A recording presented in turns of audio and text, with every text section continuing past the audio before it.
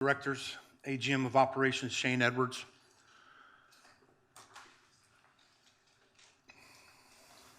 On August 29th, 2025, at approximately 5:13 p.m., train 501 heading towards Dublin reported smoke and flames coming from car 4381 as it neared the end of the Transbay tube on the main 2 track on the approach to West Oakland. Train 501 was then moved into West Oakland Station, where a mainline technician was dispatched as well as Oakland Fire Department. At 5:15 p.m., ventilation was activated per our emergency activation plan checklist at the OCC. Train 387, an Antioch-bound train, reported stopping near milepost 4.34 after an emergency door handle was activated at 5:17 p.m. It also reported smoke towards the rear of the train, but clear ahead, indicating a possible wayside equipment fire or lingering smoke from train 501. San Francisco Fire Department, BART Police Department, and all of BART's supporting departments were notified immediately. An inspection train was prepared at Embarcadero Station, and the train began their inspection on the main 2 track. As inspection train 953 approached milepost 4.2 on the main track 2, the train operator stated they could not see anything due to smoke. They were then instructed to stop their train, change ends, and return back to Embarcadero Station. At that time, we put into a service plan that was implemented and to single track on the opposite main track at that time.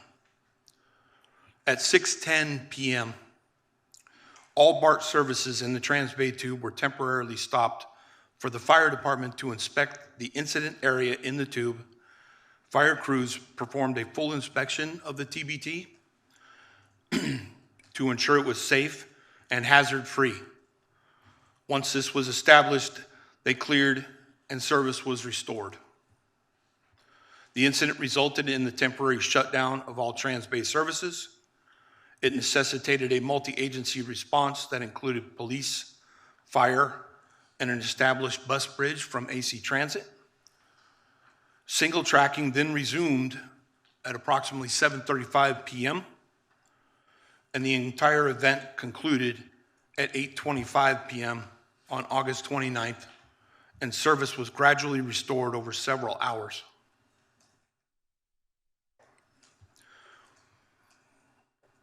The consist of train 501, the first incident train, is being inspected by RS&S and sustained arcing damage, open fuses, and a missing collector paddle. The mainline technician at West Oakland disabled the propulsion, dynamic braking, and the friction brake on car 4381 as protocol when a car sustains damage. The consist of train 387, the second incident train, was inspected by RS&S and had no damage. Track and the electrical crews inspected the area and rode the inspection train through the area. Walking inspections continued after revenue service in the TBT. Damaged insulators and a third rail cover board were identified and corrected. At this time, the investigation is still ongoing and a root cause has not yet been determined. We do know that the generation of smoke came from the damaged insulators and car 4381 on the first incident train. Therefore, we must continue to investigate wayside for anything that may have come in contact with the first train, and we also must complete a full diagnostic inspection of all the cars on the 501 train. A few points I'd like to make. The ventilation system was engaged in the Transbay tube.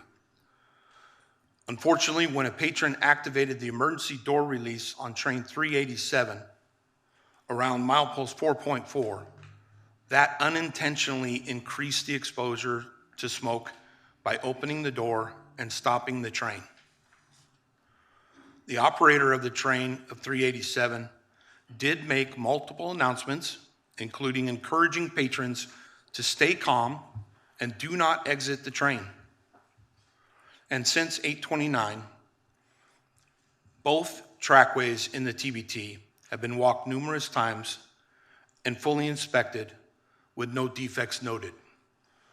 This slide here depicts a new insulator on your left, the normal insulator, and then the one on the right is the blown insulator from the actual location in the TBT after inspection. And now I'll pass it to Sylvia. Just one other note before we let Sylvia make her comments about the computer incident. To the public commenter's question about why train 387 was allowed to be sent to the tube, it was already in the tube when the first incident train had sustained the damage, so it was already traversing behind. 501 was the train that gentleman was on was traversing behind train 387, already in the tube. All right, good morning, directors. I want to start by saying this event is my responsibility, and it was avoidable. I'm going to walk through the timeline and talk about what we did and what we can do differently. First, I want to say that BART network engineers, along with our vendor, had been planning this work for months.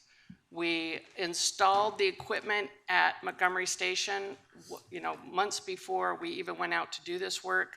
We had procedures for, how we were going to step through the work. We had monitored the network stability, especially given the event that happened in May, for weeks before then and that day leading up to the event to make sure that we were stable. We had BART staff and vendor staff on site at the Montgomery Station where this work was going to be performed. During the whole event, we went so far as to unpackage every cable and lay it out to make sure that we had a plug and play event. That was our goal, to have a plug and play. So as we got to Montgomery Station and we were given work orders to proceed, we started by moving a cable from an old switch to the new switch. That's the UON cable. We did that first. In the front of the switch is multiple cables attached that ultimately go to different devices, and these are the new cables that were laid out. And then we began laying those cables, plugging those, disconnecting from the old switch and connecting new cables to the new switch to those other devices. Once all that work was done, we looked at the switch, we looked at all those connections, and everything was working fine. It all indicated just as it should. It was all green, green lights. Within a few minutes, though, we started hearing reports of loss of connectivity to the network and began to see a network storm, which compromised OCC's ability to be able to see field devices, which I'll talk a little bit more about in a minute. We went through and did tons of diagnostics, continuing to look through the network and analyze the network storm to try to find a root cause. At about 9 a.m., without a identified root cause, we decided to basically sever the connection between the East Bay and the West Bay. This allowed the East Bay to settle down, and we were able to start service on the East Bay while we continued to troubleshoot the West Bay.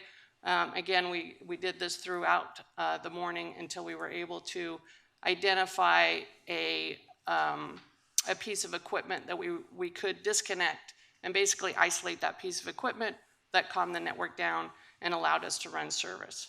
So I want to talk a little bit more about the network storm that happened. We did have a plan for how do we revert back in case there's an emergency or something happens. So basically, if you can picture us, we have new equipment installed right next to old equipment, and we're moving those connections. The plan was that if something happened and that switch wasn't working, we would just move those connections back. The problem was that when this storm happened, and you can see on the slide, it was happening everywhere, coincidentally everywhere except for the C line, the L, and the S line. And what that told us, or what the team assumed, is that this was a similar event to the May event, in that there must be a piece of equipment on the network, because we still have older equipment that we're still trying to migrate and upgrade. We assumed that that's what it was, and we were desperately trying to find that piece of equipment. What we realize now is that it wasn't a piece of equipment. It had to do with the work that we were doing. But we didn't revert back because, again, it's like missing the forest for the trees. We were missing the forest for the tree. The switch that we were looking at was perfect. Everything was running perfectly. So it can't be this. So there was multiple things associated with that. And again, as you can see, we had a storm. We first were able to stable the storm on the K and R line, which allowed us to sever the East Bay from the West Bay. There is a risk to not upgrading our topology, and we've talked about this before. We've got a long way to go. We've been working on it for a long time. There's also a risk to doing this type of work, and the bottom line is we underestimated the risk and the impacts of that risk. I want to tell you, there is no one that feels worse about this than I and my team do. We have been working nonstop with our vendor since the event, all through the weekend, all through the week. Our vendor is still here on site helping us figure out what to do next. We will be getting other industry experts involved to look at the forensics. We're scouring all the logs. What we realize right now is that we were so focused on that network piece that we somehow missed some of the other pieces that were going on. So what we're doing right now is scouring the timeline of every piece of work that we did, comparing that to other logs of other softwares that were running at the time to see what we can do for a connection. What we've come up with so far of what we're going to do differently in the future, and there's more to come, we're not done, is one, we're going to communicate with the board and the public that this work is going to happen. We're going to perform the work on a Saturday over a Sunday so that we have that longer blanket. But the other thing that we're going to do is physically try to contain the area that we're working with. So, and what I mean by that is, at the end of the day, you know, we severed the East Bay from the West Bay. We severed Powell Street, where that was the issue was, from the rest of it. We're going to start with that. We're going to start before we even do the work. We're going to start by severing the East Bay from the West Bay. We're going to contain the station that we're working in. And also, we have tons of software that's running nonstop, and it's constantly looking for other pieces of equipment and other devices. We're going to put protocols in place to monitor those softwares, and if necessary, bring them down and then bring them back up in a more controlled method so that we don't have more traffic being broadcast on the network than necessary. Once all that work is done, we're contained, we look at that piece, it looks good, we connect it to the rest. We give it a minute, is it still good? Then we keep going. If it's not good, we stop. And so those are some of the protocols that we're putting in place moving forward. I can tell you that there's also no one more committed and motivated to find a way to improve this than I am and my team. And we do apologize for the event.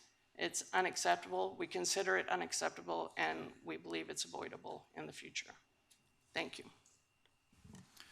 Okay,